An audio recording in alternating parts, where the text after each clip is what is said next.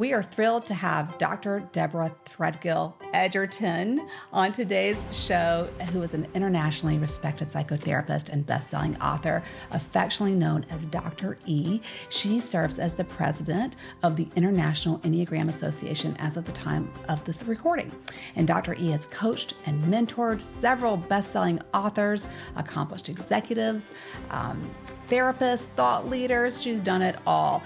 She's the author of the book No Justice, No Peace, a transformative journey of social justice, anti-racism, and healing through the power of the Enneagram, which was featured on Amazon's #1 bestseller in new releases. And her current book, The Enneagram Made Easy, was released on March 5th, 2024, and has an accompanying 9-book series called The Enneagram Inner Work. Let's get into it. I'm so excited for you all to hear from Dr. E today.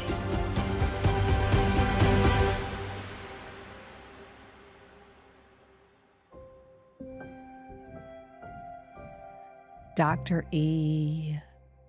Dr. E is on the show today, and we could not be more honored to have you here. Thank you so much for joining us Thank you, today. Mona. I'm happy to be here. Well, let me tell you, the first time that I heard about the Enneagram was about 20 years ago. And the person who told it to me had to spell it about 3 times because I said, "What are you saying? What are you saying?" And they had to spell it Ennea gram, Gram. And I mean, I was like, I just need to practice saying this word. And I'm one of those people that, many people who meet me would see me as a spiritual being. We're all spiritual beings, having this human experience, but I live pretty outwardly spiritual in my life. And it surprises folks that I struggle with meditation. I struggle with journaling. I struggle with some of these daily rituals. Don't worry, I do shower and brush my teeth, but I struggle with some of these daily rituals. And when I was introduced to the Enneagram, I was like, oh, this is my tool. This is my spiritual tool that I can really delve into, that's not this, one and done in the day, but gives me something to really focus on throughout the day. And so I would, I can't tell you how obsessed I am with this tool. And to have you here as the leading expert on the Enneagram is, for me, just such a deep, deep, deep honor. And I just wanted to share with you that this tool has been so impactful for so many people. You already know that. And so for folks who haven't been familiar with it or have never heard it or are doing the same thing like I am 20 years ago, would you mind just humoring us and sharing what is exactly this Enneagram thing that we're talking about? I call it a blueprint to your soul because it's the user manual for your operating system that you wish you had been born with. And when you find it, you recognize, oh my God, if I had had this all my life, some of my choices would have been different. Some of my relationships would still be intact. And life might not have been quite as complicated as it is now. So, the Enneagram, Mhm. first of all, is it's a symbol, and the symbol is ancient. It predates Plato. We don't really know where it came from. A lot of people get confused and they say the Enneagram is, it's ancient. Well, the typology of personalities is not ancient. It actually came to the Western world in the 70s. But seekers had been following this symbol, and in following this symbol and looking at the ancient spiritual traditions, and then we married it with modern psychology, that's how we managed to get the Enneagram as we know it today. Um, and Mm. one of the beautiful things about the Enneagram is that for people who are, say, people of faith, it undergirds that faith. For people who Mhm. are, people who just b believe in anything greater than themselves, then the Enneagram helps you to sort through, your thinking and helps you to identify your shadow side and to face it. We have a team of 40 people in our practice as of right now in our clinical mental health Mhm. group practice. We know everybody's Enneagram type. And we tailor the way that we approach conversations um, or or ask favors of things or look for support in different areas or even in the way that we set up mentors for one another because everyone in our practice has a mentor and everyone in our practice has is a mentee, so they're supporting others and they're also providing support, and we use the Enneagram in part of our mentor matching. It's beautiful. it is it is one of the most incredible tools that I don't think I've ever felt more seen as I did when I learned my Enneagram Yeah. type and started reading into it. I was like, "Oh, this is why I can get really, really dark sometimes." S This this makes Mona, sense. share your Enneagram type with me. Okay, so my Enneagram type is a 4 with a 3 Right. wing. Okay, so I can tell Mhm. you that I knew that. What are the signs? One of the signs around the Enneagram that stands at point 4 is recognizing that there is that darkness that can come.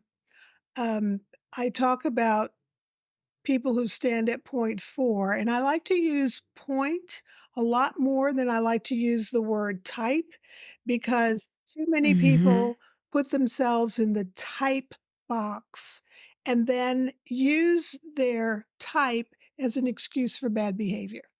So, I'm Mhm. a 4 and I'm gonna be melancholy and, you just need to give me a pass. Right. No, you're a 4 and there's a high side to your vibration, so start working on that because it's all energy. Mhm. It's energy, and Mhm. energy can vibrate at a Mhm. high level or a low level, and with the Enneagram, there's 9 different distinct energies.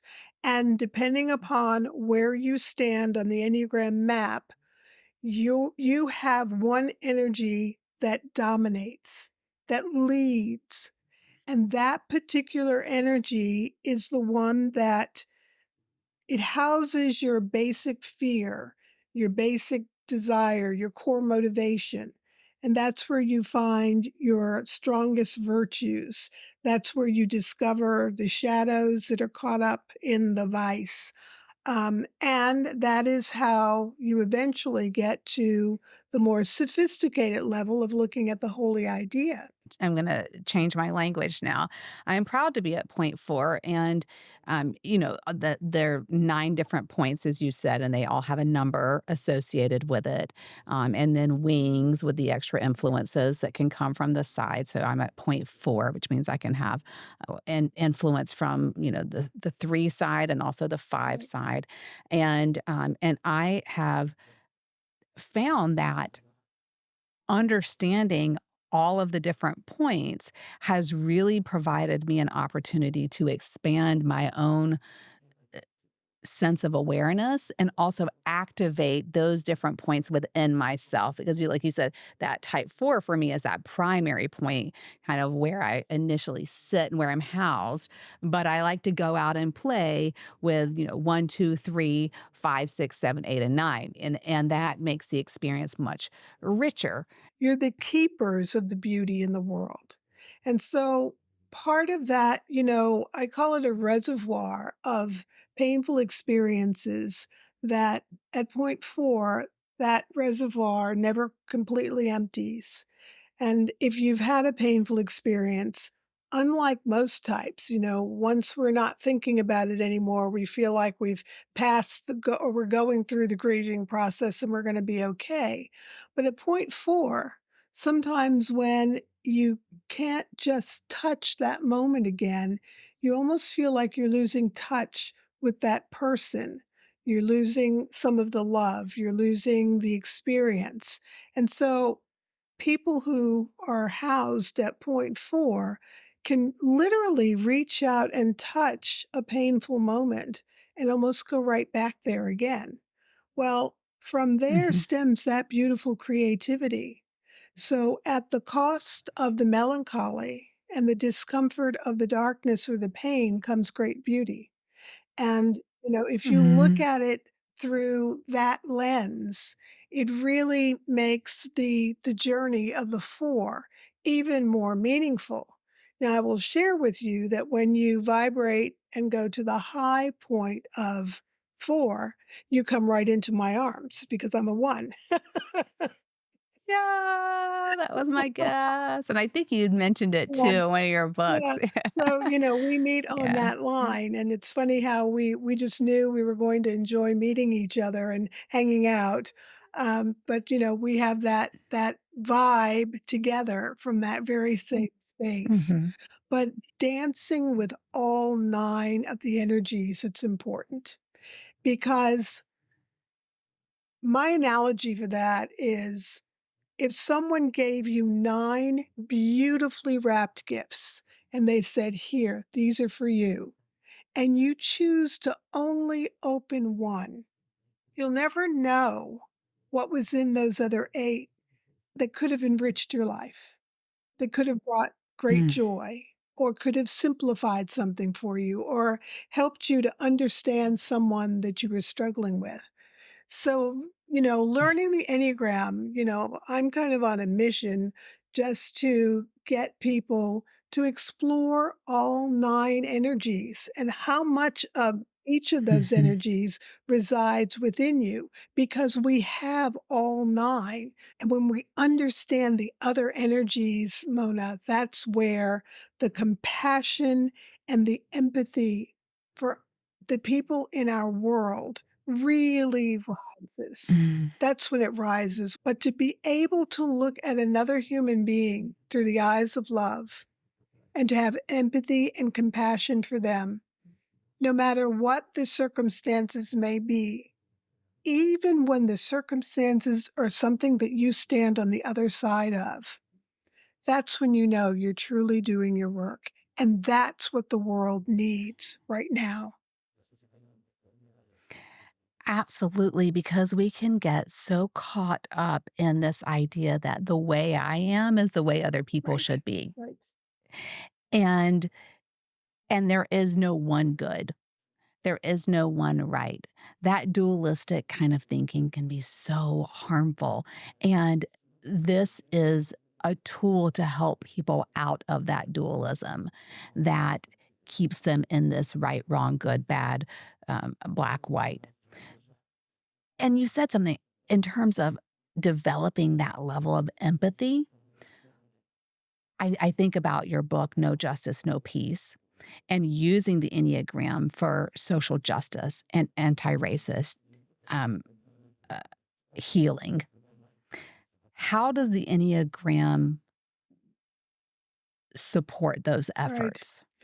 I can tell you, Mona, that and particularly because I teach the curriculum, I every year I develop a cohort of people who come to me that are doing social justice work, and I take them through, a 3-month, a 6-month, and sometimes they stay on for a year journey. Um, the first thing that the Enneagram does, and the first thing that I do with people who are involved in social justice work, and I titled the book "No Justice" with a K and "No Peace," because Mhm, the first thing that mhm, has to happen is you have to know what those things are and what it really looks like. And to know justice and to know peace is also to know love. And if you do mhm, not know love, then it's very difficult to be in the social justice arena. Um, Anger, hatred, demonizing, that's not going to move the social justice movement forward. Social justice is really about a love for all of humanity in a way where we recognize that we're connected and that we try to work together to elevate our consciousness and to become better human beings. mhm, But in taking people through that work, the first thing that we do is the healing of our own wounds because the old mhm, adage, hurt people, is very true. And if you don't have a handle on your own anger and your own pain than participating in social justice work. Yes, you're going out there and you're fighting for a cause, whatever it may be. But if you're already wounded, you're going to be consistently triggered. And people who get Mhm. triggered create a domino effect in the people around them. Really not being able to develop true connection and depth in our connection to others when our own wounds are activated, because the focus is then on our own Yes. wounding, and we can't see past that because those wounds can create a thick layer over what we're able to see and feel and connect with. And to me, what I hear is that that is our wounds become a barrier to belonging, which is my heart space is in that. I heard someone recently say, Dr. Giovanni actually, who did the Black Goddess Within Oracle deck, said that she had also heard that research is me work is research. M- Research is me search. And that is what my belonging model has been. So when I hear you talk about these wounds creating barriers, I'm hearing barriers to belonging there. From your perspective, Dr. E, what do you think belonging means for each of the nine different types? In other words, where do you think that each type feels either the most or the least confident in their sense of belonging? You know, each type, um, wherever they stand on the Enneagram, has, this burning desire to belong and to connect, but in 9 very different Mhm. ways. And so just kind of taking a little walk around the Enneagram map and looking at what that looks like. If you stand at point 1, then you feel a sense of connection and belonging when you are doing the right thing, standing Mhm. in alignment with integrity. And that is what is at the core of the belonging and the connection for people who stand at point 1. At point 2, belonging and connection really comes based on the ability not only to receive love, but also to be able to give love. And when placed in environments where that can happen, and actually that can happen anywhere when your wounds are taken care of, that's where it's at for 2 because 2s are in the heart space. 3s also are in the heart space, but the belonging and the connection comes for 3s based on being able to contribute to the greater good. People talk about 3s as the Mm. achievers, and the achievers like to be successful. They like to be able to go out and accomplish something, and they want it to be the very best. But when it is actually aligned with a greater truth and a greater good, that's where the sense of belonging and connection truly comes. For Mhm. 4s, the sense of belonging and connection is amplified and just delicious when at point 4, there is the capacity to not only create, but to create authentically and uniquely, and to not ever feel like you've been compromised. No, you've not allowed anything to compromise your values, your vision, and your goals to bring creativity into the world for the greater good. So Mhm. you're catching on to the theme here. It's at point 5 where there is a strong desire to be competent and to understand things at a very deep level. Between point 4 and 5, one of the things that I wanna share, because people aren't always aware of this, there's a gap there in the symbol, and going from point 4 to point 5, right there at the bottom of the symbol, where there's that gap where the lines don't connect, that's what we sometimes call the dark night of the soul, and it is the dark night of the soul because between point 4 and point 5, there's that conflict that exists between the heart and the head. Who has not experienced a conflict between the heart and the head? And so moving towards the head center and coming out of the heart center, there's a shock point there. And often that's not understood. But then once we get to point 5, we're in the head center. We move to point 6, and connection and belonging comes for people who are at point 6 when they can actually lean into and step into the courage of their convictions. The fear sort of subsides, the anxiety subsides, and a courageous spirit arises for the greater good. And at point Mm, 7, also in the head center, people will actually arrive at a feeling of connection and belonging when they can embody the reality that the present moment holds everything that they will ever need, and that their freedom is in the present moment when they choose to be in the present moment, because that's where the great mm, contribution happens. At point 8, connection and belonging happens when the real, true heart of the human being who's standing at point 8 can be revealed. The innocent, pure, mhm. beautiful, loving heart. And the connection and belonging happens because they're able to allow themselves to be vulnerable enough for that to be shown. And finally, we get to the very top of the Enneagram. 8, 9, and 1 are in the body center.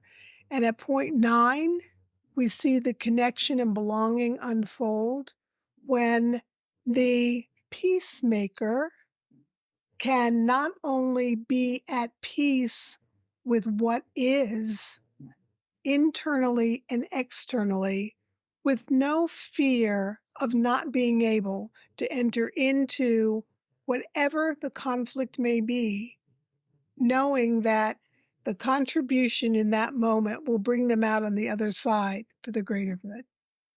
So that's Mm. the way when I take people around the Enneagram, I want the understanding to emerge. Number one, that these are 9 energies. And we haven't talked about the Enneagram as energy as much as we should, but that's what it is.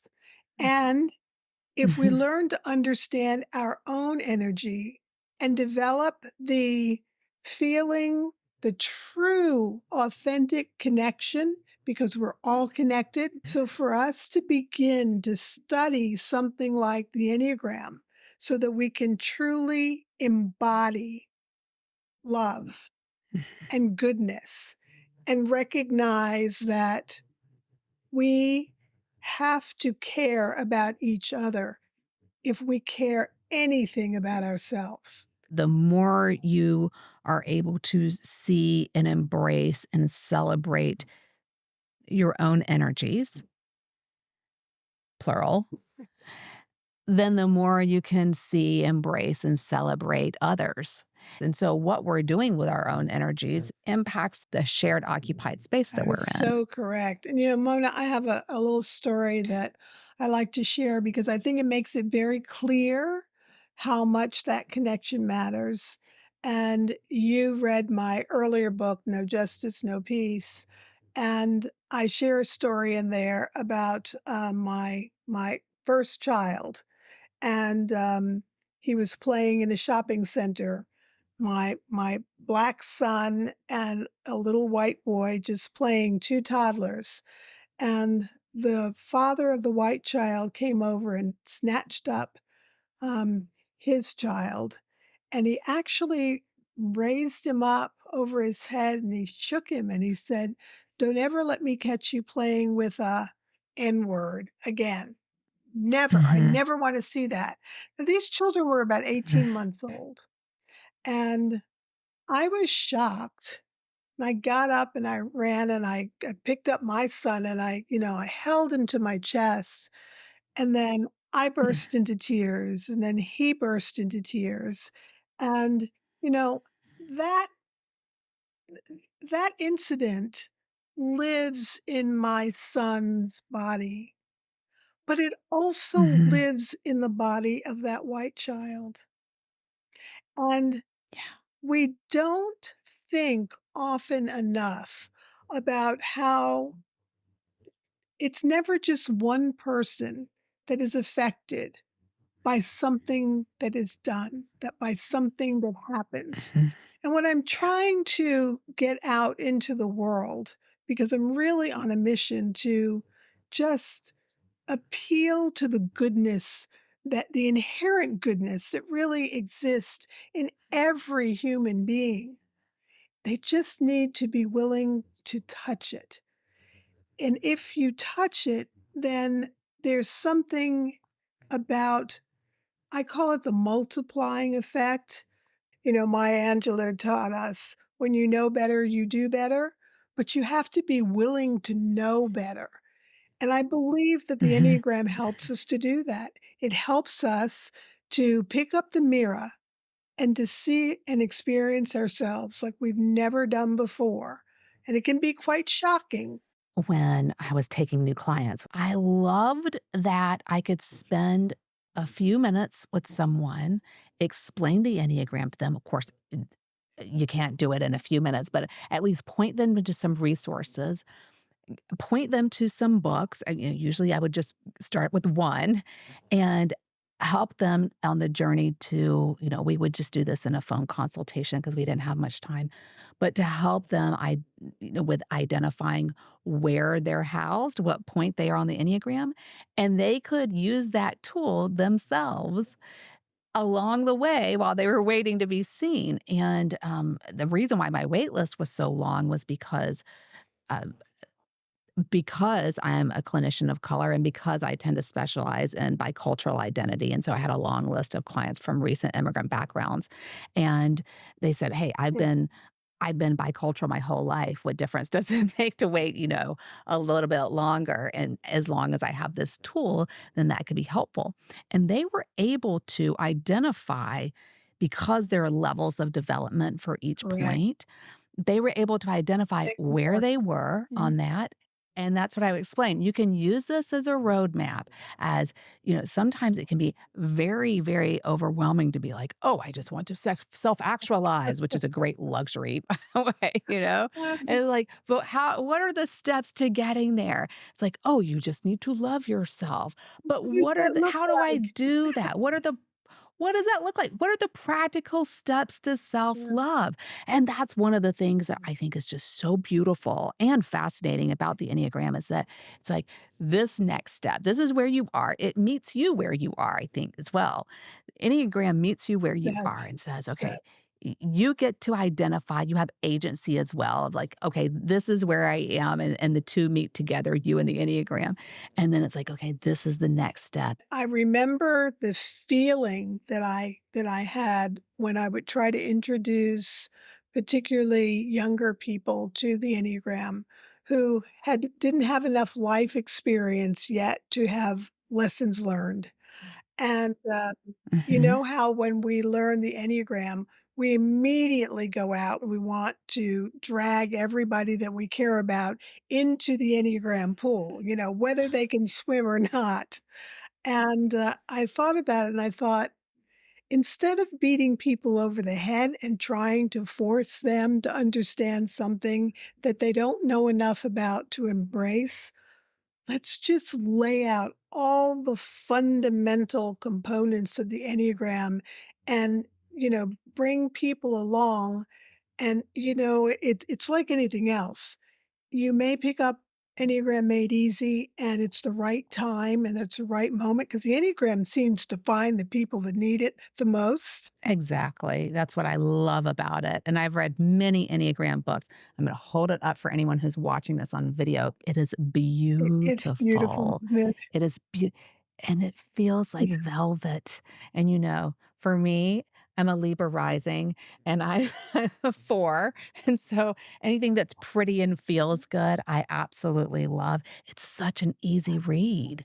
This is the easiest read I've ever had about the Enneagram, and that's saying a lot because I have a bookshelf full of Mm. them.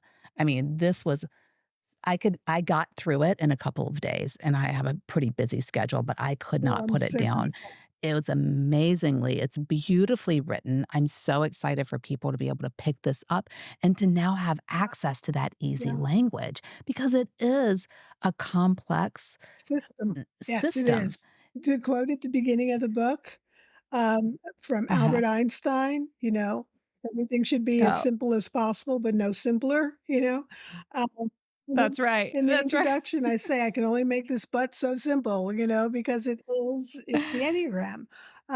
But give it to people in bite-sized chunks, I think that was important. It's Mhm. an important thing to do.